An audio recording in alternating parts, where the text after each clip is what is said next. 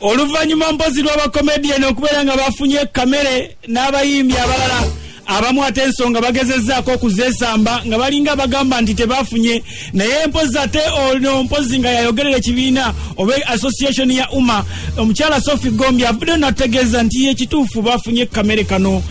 neera bagenze bakagabanya era nga mpozi omu kubadduukiridde abantu bano ye Brigadier Eli Kayanja eyavudde mpozi n'abayambako era kamere kayise mu umma. Bano tubakulira amasimu abamu mukubakyekingako nti owayo oli oti eyo Kalifa White Ben oli oti eyo bere kutwalaganya nti yenze ndya kimu nsiina kakulya webadde batugambanga ebiseera ne batugamba nti mwataddewo embeera esobola okuba ebayamba mu kufuna akawunga batandikireko kakati mu mbeera eno Kakalaamu association y'abayimbi association executive ya UMA tekudde mu mbeera byonna omukulembeze olina okulwana n'okulaba nti abantu bo babeera bulungi kyogamba nti twagaba emmere oba tetwagabye ngenda kusaba bonna bafunye basigale nga it is confidential eyafunye n'ataafunye byonna kijja kuva eri eyafunye ng'agamba nti nze sifaayo werabisa neyeeteekayo kibakyayagala kibeere kyakyama si buli gw'oyamba nti omuyambira mu kamera lwakuba nti kyazze ne kifuluma nti abayimbi twekozemu omulimu tukola ABC naye nga tubadde tukikola kuva emabega tekitandise kati kino ekyaliisinze Liri pazo y'omukwe twade tusubira okubatenga yandisoose okufunayo akawunga kano naye bakira mu ngeri gyayogera mayogeza maanyi ayinza obutakatwala.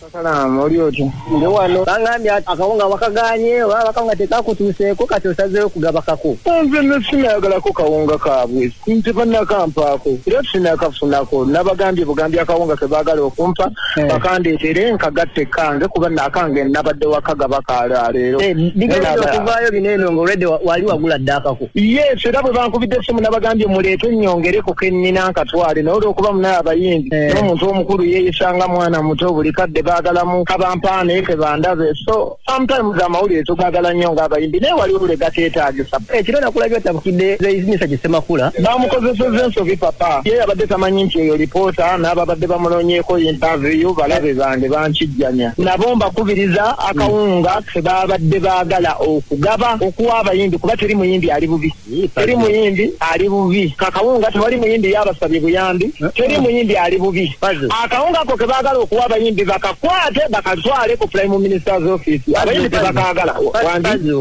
wanditukayo nga mbadde nsaba oleme kwogerera bonna oba oli awayinza okwaliwo abamu abali obubi walabye yani akanona Sebbanga nga ye pulezidenti w'abakomedian abatamanyi luzungu ye yakafunye era musanyufu ne banne wansi Kakalaamu ogwakawunga gukuwuuba ono lagati yandeete Davis bwe yafata akawunga k'abasajja ate nga tekamala wakawaako nga bameka n'akawaako abantu bonna kaweddewo kati okumensioninga be nawadde kati gwe kyolina okumanya waka abalina amannya be balina omu nawaddeko Mariaki nempaako Kapere nempaako kino omwana nga Pastor Bujingo omulwadde wange taata Saamu maama Saamu bebondowooza kati gwasigazayo kilo nga mmeka nze nange nagabanye ngera bwe tulina okugabana kubanga zabadde kilo mmeka zaddola wazze buli ku oda tolina okuba zabadde piisi nkaaga buli kantu kalimu kilo 5 asajja bantu mugenda kuddamu bawaddi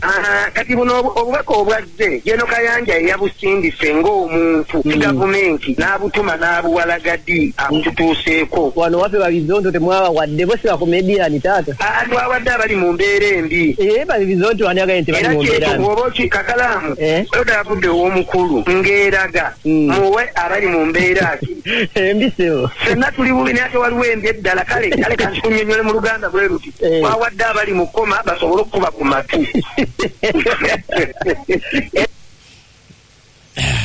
era tukiriza nti abafunye bagenze ovayo nga bakubye ku matu tusuubira ati taata Saamu maama Saamu senga Sebbanga Mariaki n'abalala ku ssaawa eno mulimu kukuba guddigudde nga Henry Mwanje abawaanira akawunga wa era nga mpozza akayimba kano aka Henry Mwanje nkaweereza nnyo SN Powers Johannesburg Master mpozi Seguja Franka bwayise ate mpozi ne Robert Zida akawunga kano kayimba kalungi nnyo mazima nkuwanentya posho owoma tomayingeke posho owoma onsimbire toke my sweet cake my white cake kawunga otukula walayo otukula olinga omuzira wenna osikiriza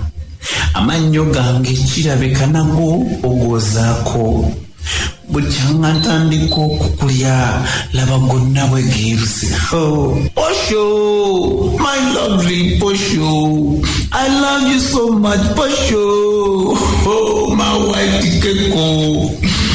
This is the white cake. My kawumira toge. Oh, mosinge toge. My sweet Posho. Posho. Posho, Posho.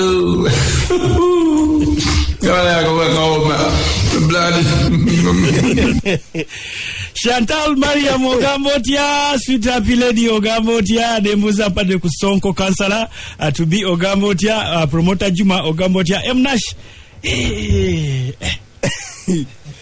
Posho. Abasajja akawunga mujja tuko kawana. Simon Peter agamba nafuna kawunga. Simon Peter. Choka, you guys, get serious. Hakatorambolo kasawe deyo. Nesawe dako mju.